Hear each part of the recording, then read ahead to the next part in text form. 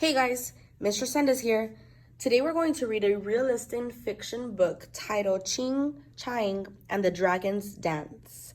This is written and illustrated by Wallace, okay? And this is another book that follows the same theme that we've been reading these past couple of days on facing challenges. If you remember from the book Ish, if you remember from the book about Chico, and if you remember from the book Getting Through Thursday about Andre, each book presents a challenge that can be overcome by the people in these books. And remember, they are realistic fiction because they could happen. Chiang and the Dragon's Dance.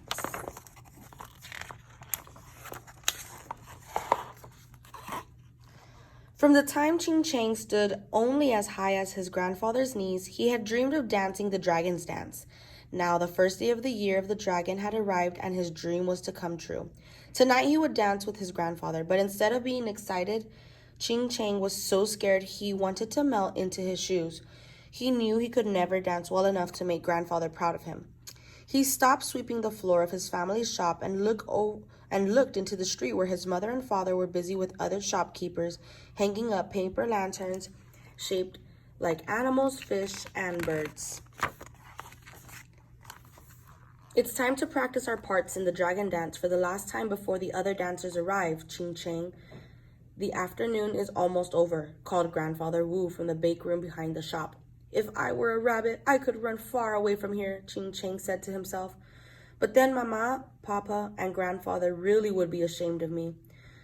So very slowly he walked into the bake room where Grandfather Wu stood waiting. He was wearing the splendid fierce dragon's head that he would put on again that night for the parade. Pick up the silk tail on the floor behind me, he said, his grandfather from the inside of the dragon's head, and together we will be the most magnificent dragon anyone has ever seen. Chiang did as he was asked, but as his grandfather started to dance, Chiang did not move. Grandfather can hide under the dragon's head, he whispered, but if I trip or fall, I have nowhere to hide. Everyone will say, there goes clumsy Chiang. Grandfather Wu stopped dancing.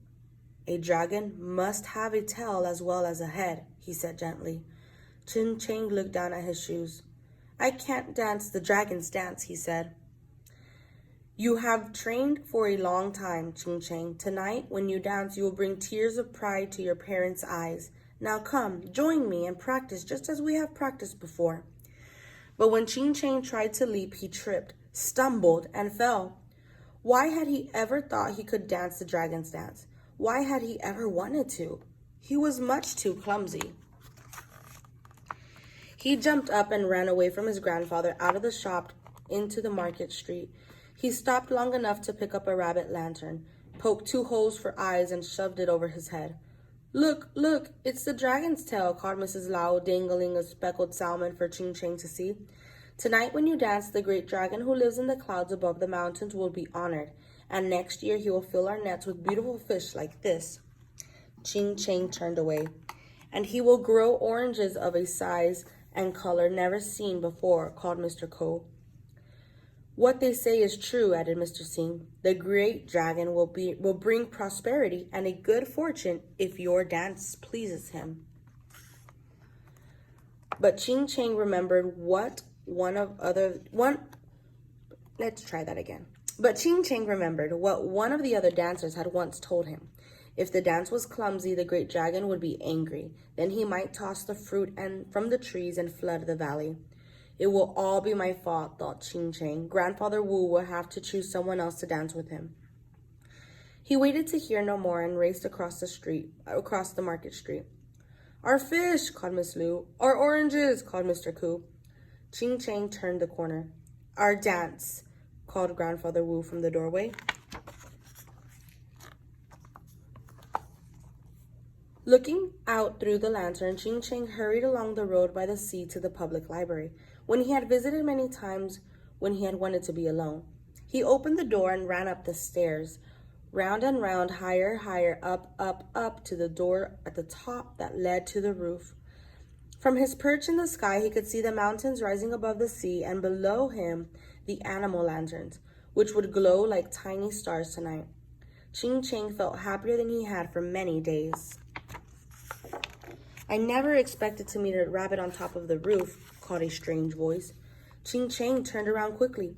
A woman carrying a mop and pail was coming towards him. "I'm not a rabbit," I said shyly. "I'm Ching Chang," and he pulled off the lantern. "Oh, that's much better," she said. "Greetings, Ching Chang. My name is Pu Yi. May I enjoy the view with you?" She didn't wait for a reply. "In a little while, I'll be watching the New Year's parade from here. I used to dance the dragon's dance when I was young, but not anymore. My feet are too old, and they're covered with corns." "My grandfather dances the dragon's dance," said Ching Chang, "and his corns are as old as yours. His old shoes may move his old bones, but my feet will never dance again." A wonderful idea suddenly came to Ching Chang. What if he had found someone to dance in his place? He would show Pu Yi his part in the dance right now. No one would see them if they tripped or fell. "You can help me practice what my grandfather taught me," he said. "Oh, my creaky bones, what a funny sight that will be," said Pu Yi. "You can dance," he told her. Cautiously, Ching Chang gave a little jump. Pu Yi jumped too. He shook slowly at first, and she shook too. Next, they leaped into the air, landed together, and spun on their heels. Before long, Pu Yi had forgotten her creaky bones. Then Ching Chang stumbled and fell. "Let's try that again," said Pu Yi, picking him up. While they danced, the darkness had crept down slowly from the mountains on the city below. Then from far off, Ching Chang heard the lilting tune of pigeons and whistles tied to their tail feathers. They had been set free from their cages in the marketplace and were flying high above the buildings. Ching Chang knew this meant the New Year festival had begun. "We must go, Pu Yi. We're late," said Ching Chang. "The pigeons are flying." "I'm not late," she replied. "I'm staying here." But Ching Chang pulled her by the hand, and they hurried down the stairs together, round, down, down to the market street. The sound of firecrackers exploded in their ears while the eager crowd buzzed and hummed. Ching Chang pushed his way forward, but Pu Yi pulled back. In the noise and confusion, Ching Chang let go of her hand, and suddenly he came face to face with the dragon whose head was wreathed in smoke. "Where have you been, Ching Chang? I have been sick with worry," called Grandfather Wu in a muffled voice. Ching Chang did not reply. "Come now, take up the tail before the smoke disappears and everyone can see us."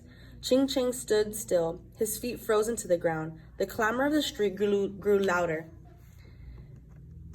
stinging his ears. "I can't dance, Grandfather," he said. Grandfather Wu turned away. "You can dance, Ching Chang. Follow me." Look, here comes the dragon, Mr. Singh." The crowd sent up a cheer that bounced off the windows and doors jumped into the sky.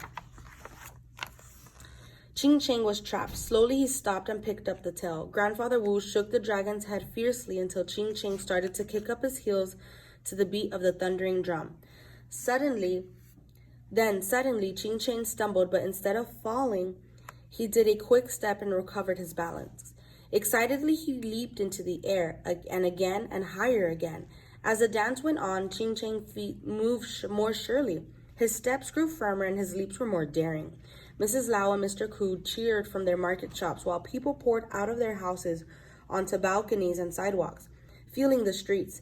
High in the sky, flags of fire and falling moons burst into light. They sizzled and sparkled, rocketed straight up, and whistled to the ground. Just then, Ching Chang caught a sight of a familiar face in the crowd. It was Pu Yi. Ching Chang leaped to the sidewalk and pulled her into the street. "I can't, Ching Chang," she said, pulling away. "My bones, my corns, my knees." "Pu Yi, yes, you can," Ching Chang assured her. "Look at me." Hesitantly, she took a hold of the tail, and together they picked up their heels just as they had on the rooftop, while the throngs of people cheered them on. Up one street and down another, they danced to the beat of the thundering drum. All too soon, the dragon lifted its head and shook its tail for the last time. The dance was over. Pu Yi hung Ching Chang close. Grandfather Wu smiled inside the dragon's head. "Bring your new friend to our home for dinner, Ching Chang," he said. Pu Yi and Ching Chang hopped quickly over the doorstep and into the bake shop. The family exchanged gifts of fine teas in wooden boxes, new clothes, and a small red envelope of lucky money. Then they sat together to share plates of meat dumplings, carp, bowls of steaming soup, and trays of delicious pastries and cakes of fresh fruit. To Ching Chang, the very best dragon's tail I've ever seen, said Grandfather Wu, raising his glass in a toast. Ching Chang's face glowed with pride. To a prosperous year of the dragon, he said, raising his glass to his mama, papa, grandfather, and his new friend, Pu Yi.